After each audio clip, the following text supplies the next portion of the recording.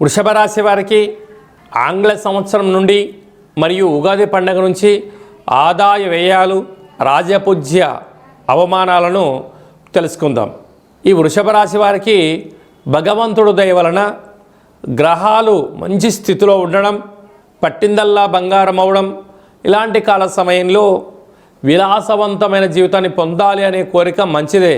కాకపోతే ఆదాయ వ్యయాలు కొద్దిపాటి తారుమారుగా ఉన్నాయి.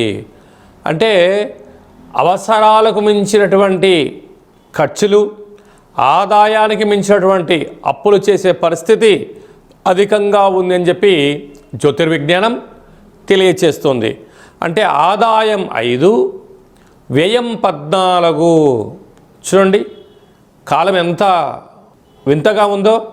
మీ యొక్క సంపాదన 5 రూపాయలు ఉంటే 14 రూపాయల ఖర్చు చూపిస్తుంది. ఏమని చెప్తుంది?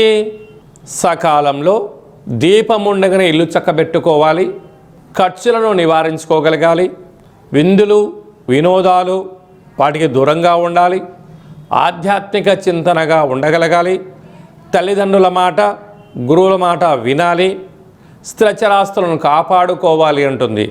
లేకపోతే 14 రూపాయల ఖర్చు ఎక్కడ, 5 రూపాయల ఆదాయం ఎక్కడ? అంటే ఇంచుమించు -9 రూపాయలకి మీరు వెళ్ళబోతున్నారు. కనుక భగవంతుడు దయ వలన గ్రహాలు యోగించడం వలన ఆనందము ఐశ్వర్యము మీ సొంతమవుతున్నాయి.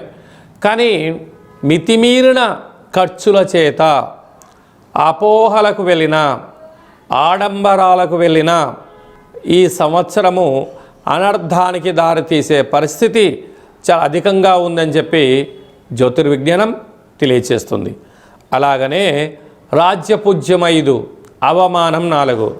బంధువులు, మిత్రులు, స్నేహితులు, సన్నిహితులు అందరూ మీ చుట్టూ చేరి చెరువులోకి నీళ్లు రాగానే కప్పలు వచ్చి ఎలా మిమ్మల్ని భజన చేస్తాయో అలాగా బంధువులు, మిత్రులు, సన్నిహితులు మీ చుట్టూ భజన చేస్తారు.